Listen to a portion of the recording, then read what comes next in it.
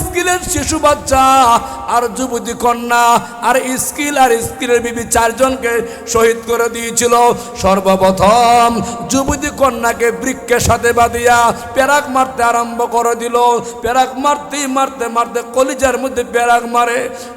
যুবতী কন্যা চোখ দিয়া পানি ছেড়ে কান্দে আর মার দিকে তাকায়া তাকায়া বলে, ও মা, আল্লাহর কসম খায়া বলি গো মা, আমার কলিজার মধ্যে পেরাক মারছে গো মা, আমি আর বেশি সময় দুনিয়া থাকবো না, এই মুহূর্তে আমি চলে যাব, কিন্তু আমি তোমারে বলে যাই ও গো আমার মা, আমার নাকের মধ্যে আল্লাহর জান্নাতের ঘ্রাণ লাগে গো মা, আমি জান্নাত দেখতেছি গো মা, সাবধান করে দিলাম। এই ফেরাউনের ফেরাগের বয়ে ঈমান ছেড়ে দিও না ও মা, ঈমান নিয়ে মরে যাও, ঈমান নিয়ে শহীদ হয়ে যাও, ঈমান নিয়ে জীবনটা দিয়ে দাও। ও মা, আল্লাহর কসম গো মা, ফেরাউনের বয়ে ঈমান ছেড়ে দিও না ও মা, ফেরাগের বয়ে ঈমান ছেড়ে দিও না, আমার কলিজার মধ্যে ফেরাক মারছে গো মা, আমি আল্লাহর জান্নাত দেখতেছি, জান্নাতের ঘ্রাণ পাইতেছি গো মা, জোরে হন সুবহানাল্লাহ। বিশ্বনবী মুহাম্মদ রাসূলুল্লাহ সাল্লাল্লাহু আলাইহি সাল্লাম পৃথিবীতে আসার প্রায় 70 বছর আগে এক বাদশার নাম ছিল বাদশাহ ইউসুফ জুনওয়াজ।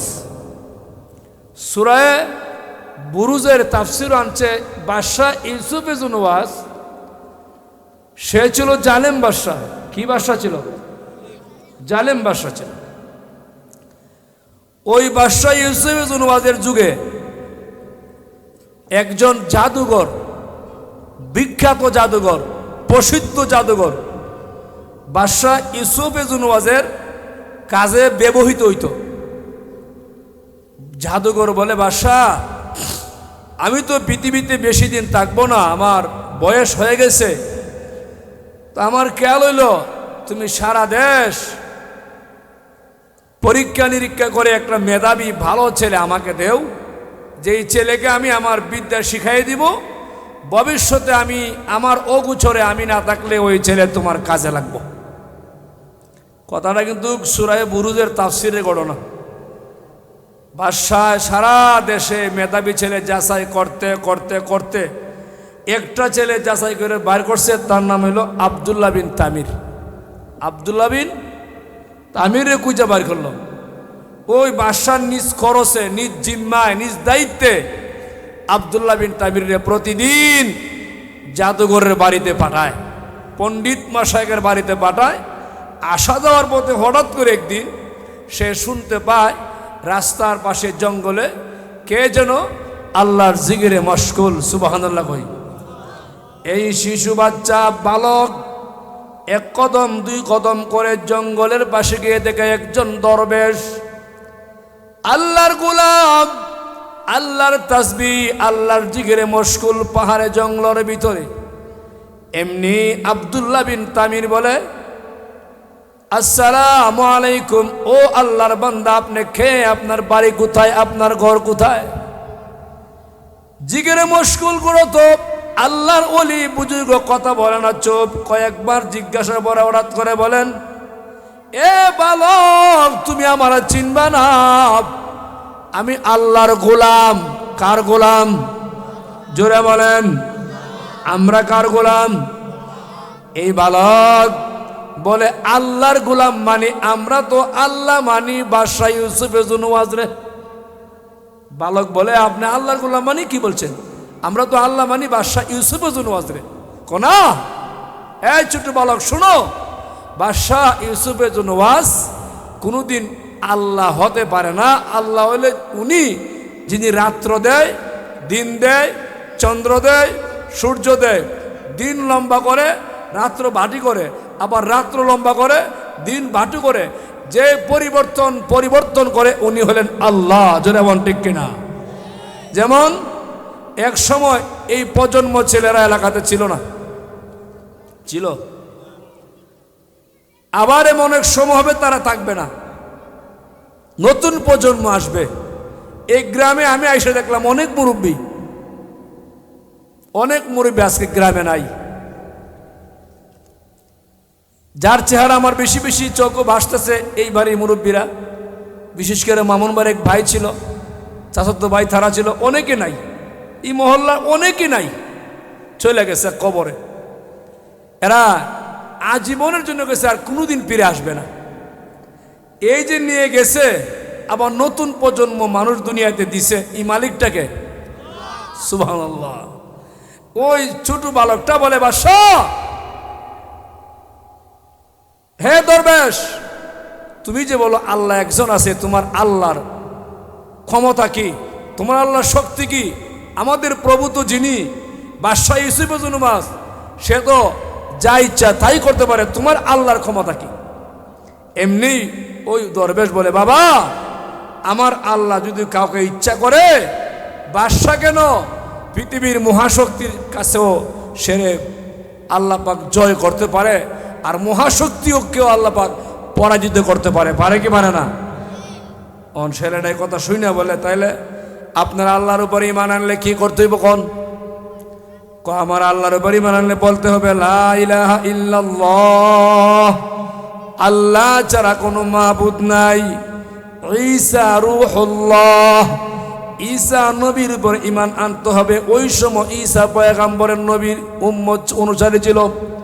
আমার বন্ধুরা, ওই যুবকটা ঈমান আনলো, আইনা রাস্তা দিয়ে চলে যাচ্ছিল, যাইতে যাইতে আপনাদের ওই বাগড়িপাড়া 3 রাস্তার মোড়ে গিয়ে দেখে একটা বাঘ বসা। এলাকার মানুষগুলা দৌড়াচ্ছে, এলাকার মানুষগুলা হইচই করতেছে। এই বালক আব্দুল্লাহ বিন তামির দাঁড়ায় বলে, কি হয়েছে, আপনারা দৌড়ান কেন, কারণ কি?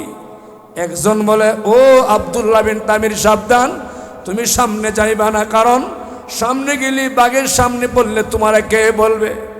আব্দুল্লাহ বিন তামির বলে, আমি তো নতুন ঈমান গ্রহণ করলাম, দেখি আমার ঈমানের পরীক্ষা করে, ঈমানের কতটুক দাম, ঈমানের কতটুক দাম হইতে পারে।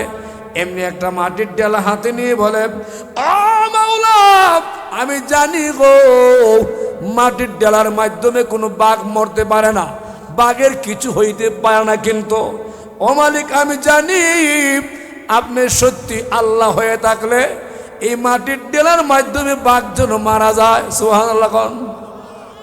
একটা ছোট মাটির ঢেলা হাতে নিয়ে আল্লাহু আকবার বলে ঢিল মারছে। ঢিল মারতে দেরি, আব্দুল্লাহ বিন তামিরের ঢিলে ওই মাটির ঢেলাটা বাঘের উপরে পড়তে দেরি, বাঘটা জায়গাতে চটপট করে মারা গেছে। সুবহানাল্লাহ। এলাকার মানুষ বলে, হারি সর্বনাশ, সে তো জাদুবিদ্যা এমন শিখছে, সে তো বাঘ মারে পালাইছে মাটি দিয়া। আসলে কি জাদুবিদ্যা মারছে না আল্লাহ মারছে? কে মারছে? কয় আর জাদুবিদ্যা, এর কেরামতি, এর মারাত্মক কেরামতি। মানুষ যখন তার কাছে আসে, আইসা ফানি পড়া, তেল পড়া, অসুস্থ, যে কোনো অসুবিধা হোক তার কাছে আসে, সেও ঈমানের দাওয়াত দিয়া মানুষগুলার রোগ মুসিবত পরিবর্তন করে আল্লাহ পাক ভালো করে দেয়। সুবহানাল্লাহ। বাদশার নিকটবর্তী একটা লোক ছিল, তার মহব্বতের ভালোবাসার বন্ধু ছিল। ওই লোকের চোখ অন্ধ। কি অন্ধ? চোখ অন্ধ। হেও কিছু স্বর্ণ মুদ্রা লইয়া ওই বালক আব্দুল্লাহ বিন তামিরের কাছে গেছে, গিয়া বলে, আব্দুল্লাহ বিন তামির, শুনেছি তুমি নাকি যে কোনো রোগের চিকিৎসা করতে পারো। বলে, হ্যাঁ করতে পারি, কিন্তু আবার কি? এমনি বলে, ওরে আল্লাহর বান্দা, শুনো, যদি আমার কাছে চিকিৎসা আপনি করাইতে চান, তাহলে ঈমান আনতে হবে, লা ইলাহা ইল্লাল্লাহ, আল্লাহ ছাড়া কোনো মাবুদ। জোরে কোন। বন্ধুরা, আর দেরি নাই। চক্ষু অন্ধ লোকটা বলে, আমার জীবন সাকসেসফুল হয়ে যাবে যদি আমার চোখ দুইটা ভালো হয়ে যায়। ঈমান আনলে যদি ভালো হয় তাহলে ঈমান আনবো। এমনি বলে, লা ইলাহা ইল্লাল্লাহ, ঈসা রূহুল্লাহ, ঈমান আনলো। ঈমান আনার পরে ওই বালক আব্দুল্লাহ বিন তামিরে কি যেন আল্লাহর নাম নিয়ে দম করে একটু ফু দিলেন। ফু দেওয়া মাত্রই জন্ম অন্ধ লোকটা সঙ্গে সঙ্গে ভালো হয়ে গেল। ভালো হয়ে গেছে। ভালো হয়ে পরের দিন যখন বাদশার দরবারে গেছে, বাদশাহ তোমার ভালো করছে কে? বলে, ভালো করছে কে মানে, আপনার যে ছেলেটা আপনি যারে জাদুবিদ্যা শিখান, সে তো নতুন ধর্মের দাওয়াত দিয়া ধর্ম আমারে গ্রহণ করাইয়া আল্লাহ আমারে মানায়া সে আমারে ভালো করে দিছে। বাদশার গায়ে তেলে বেগুনে জ্বলছে, কিরে আমার রাজ্যে আমার দেশে আবার নতুন ধর্মের প্রচার কে করে? আপনার ওই ছেলে আব্দুল্লাহ বিন তামির, হেরে ডাক দাও। হেরে ডাকছে, কিরে বালক, তোরা আমি খাওয়াই, আমি পড়াই, আমার দেশে থাকস, আমার সব তোর কাছে দিলাম, কিন্তু এত বড় দুঃসাহস তোরা কে দিল? তুই নতুন ধর্মের প্রচার প্রসার করস আমার অগোচরে, কারণ কি? কে তোরে ধর্ম শিখাইয়া দিল? বন্ধুরা, বালক বলে, বাদশাহ আমি শুধু একাই দাওয়াত দিই না, দাওয়াত গ্রহণ করি না, ওই জঙ্গলের ভিতরে একজন দরবেশ আল্লাহর দাওয়াত দেয়, দিনের দাওয়াত দেয়, কালিমার দাওয়াত দেয়। তুমি বাদশাকে আল্লাহ মানে না, এক আল্লাহকে আল্লাহ মানে।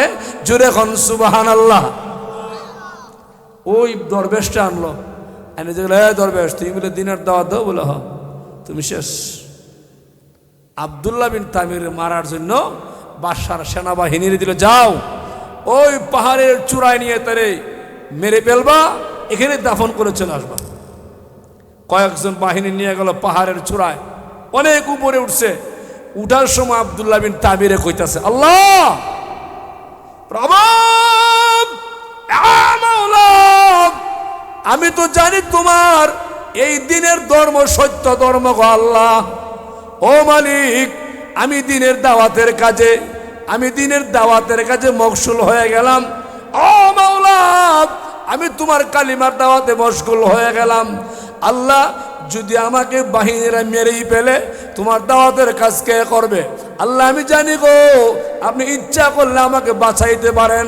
আমাকে দরবেশ বলেছিল, যদি আল্লাহ কাউকে বাঁচায় পৃথিবীর কোনো শক্তি তারে মারতে পারে না, ঠিক কিনা? আল্লাহ যদি খারে রক্ষা করে, পৃথিবীর কোনো শক্তি তারে কিছু করতে পারে? প্রভু, ও মাওলা, আমি তোমার কাছে একটা জিনিস চাই গো আল্লাহ, এই মুহূর্তে ইচ্ছা করলে আমাকে জালেম বাদশার লোকেরা মেরে ফেলতে পারে, কিন্তু তুমি যদি আমারে বাঁচাও, তুমি যদি আল্লাহ আমারে বাঁচাও, কারা কইছে? আল্লাহ, তুমি যদি আমারে বাঁচাও, তাইলে তো আল্লাহ আমি বাঁচতে পারি। এখনই আব্দুল্লাহ বিন তামির শব্দ একটা উচ্চারণ করছে, আল্লাহু আকবার। কি বলছে? আল্লাহু আকবার। বলতে দেরি যত কিছু বাহিনী ছিল, সেনাবাহিনী ছিল, সব বাহিনীর আল্লাহু আকবার আওয়াজ শোনা মাত্রই কানের পর্দা ফাইটটা বেনিষ্ট করে জাগতে মারা গেছে সব।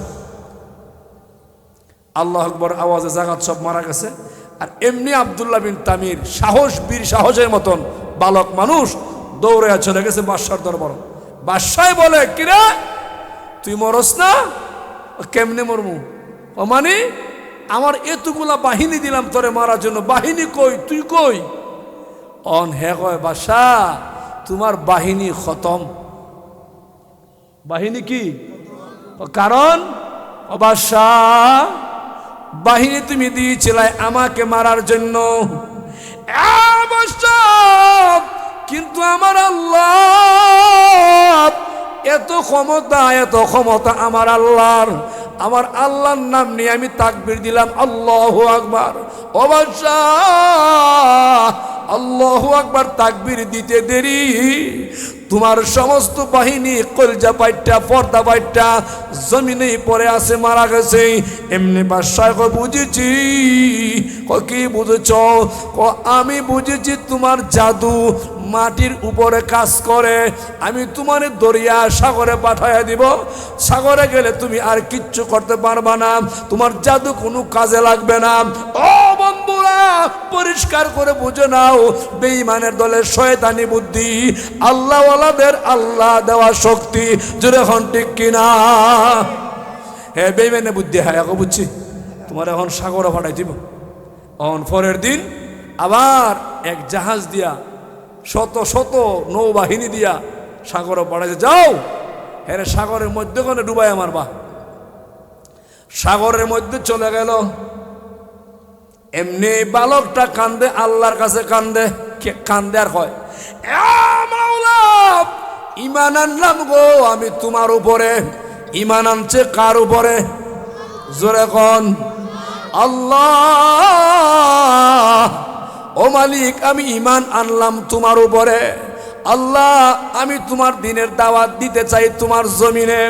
আল্লাহ তুমি ইচ্ছা করলে আমাকে শহীদ করতে পারো, ইচ্ছা করলে তুমি আমারে বাঁচাইতে পারো। ও মাওলা আমি তোমার কাছে দয়া মায়া চাই, তুমি একটু আমারে দয়া করো। এমনি বলছেন আল্লাহু আকবার, আল্লাহু আকবার। তাকবীর দিল ভাই, তাকবীর দিতে দেরি জাহাজটা টান টান হয়ে গেল, টুকরা টুকরা হয়ে গেল। আব্দুল্লাহ বিন তামির বীরের মতন পানির উপরে হেঁটে হেঁটে বাদশার দরবারে চলে গেল। পানির উপরে দাইটা গেছে গা। বাদশায় কিরে তোরে না পাঠাইলাম সাগরে। তামির বলে বাদশাহ সাগরে পাঠাইছো যাদেরকে দিয়া, তোমার বাহিনীও খতম, তোমার জাহাজও খতম, কিন্তু রাখে আল্লাহ আমারে মারে কে? সুবহানাল্লাহ কই না? আল্লাহ যদি কাউরে রাখে কেউ মারতে পারেনি।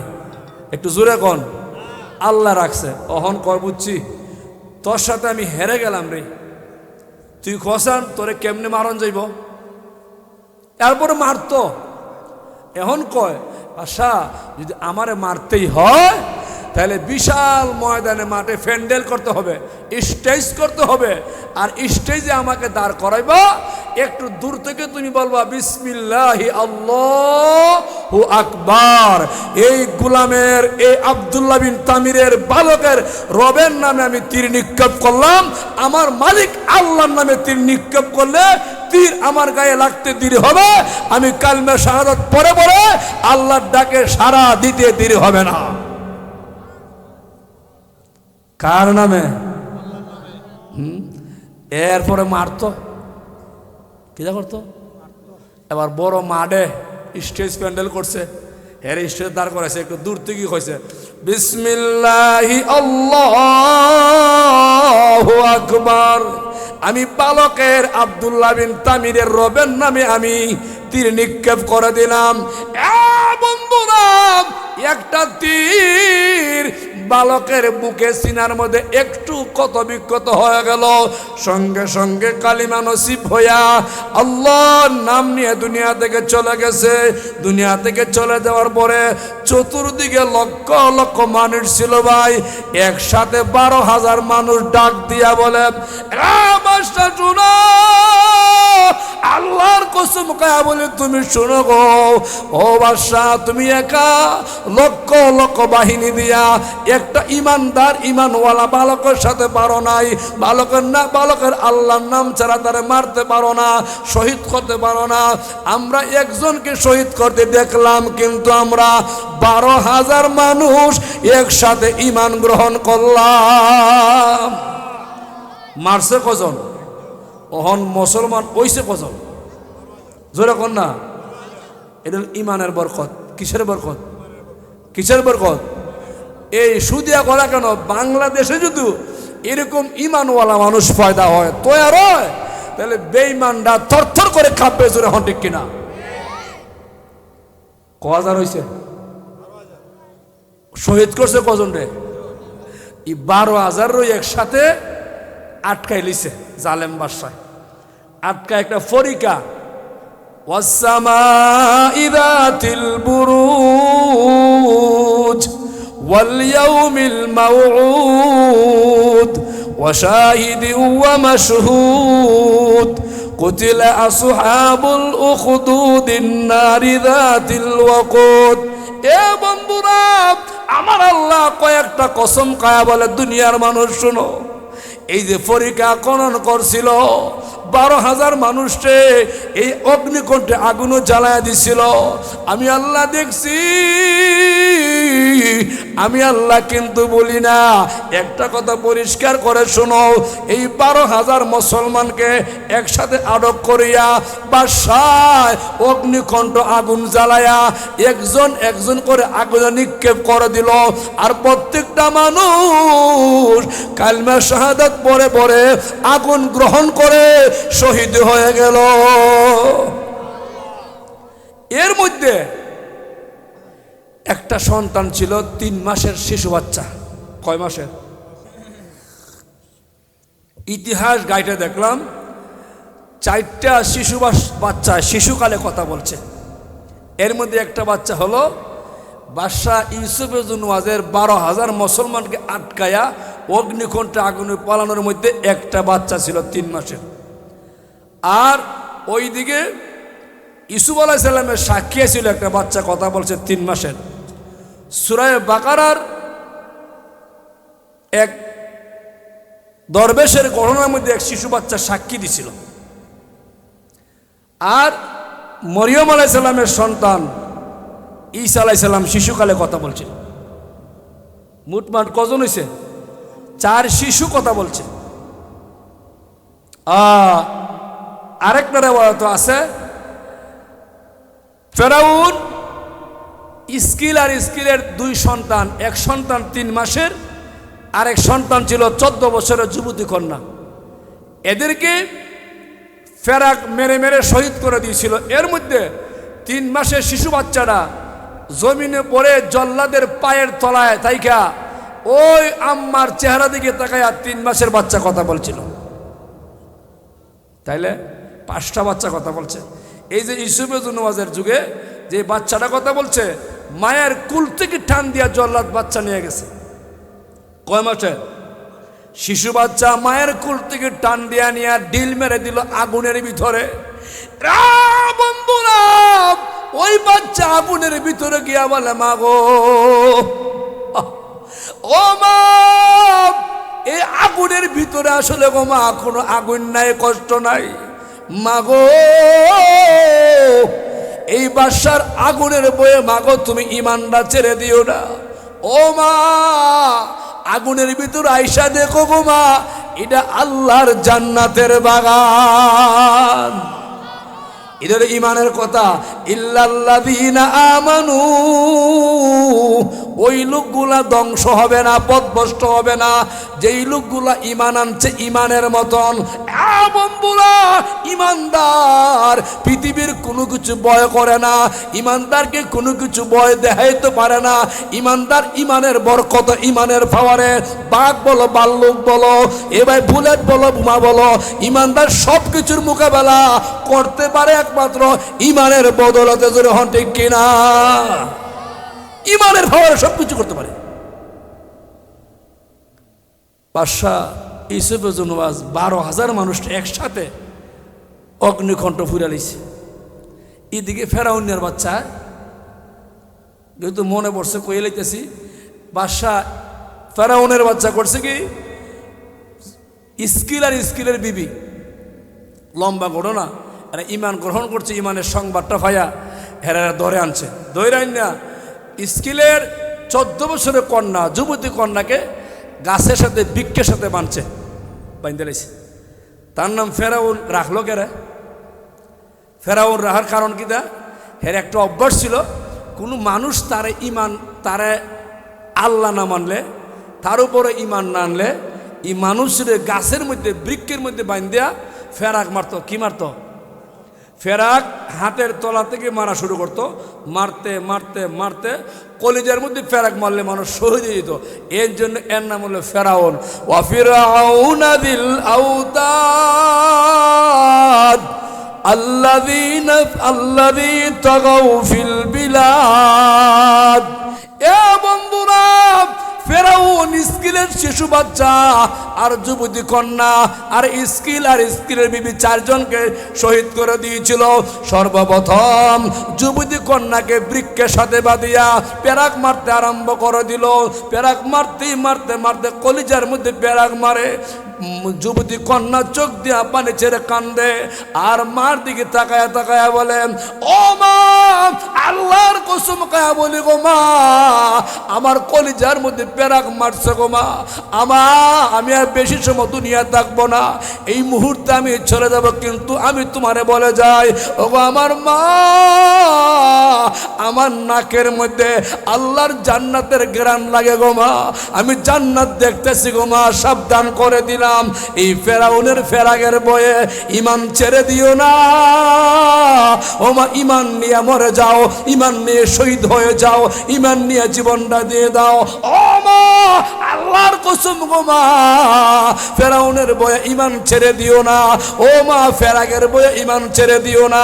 আমার কলিজার মধ্যে ফেরাক মারছে গো মা, আমি আল্লাহর জান্নাত দেখতেছি, জান্নাতের ঘেরান পাইতেছি গো মা।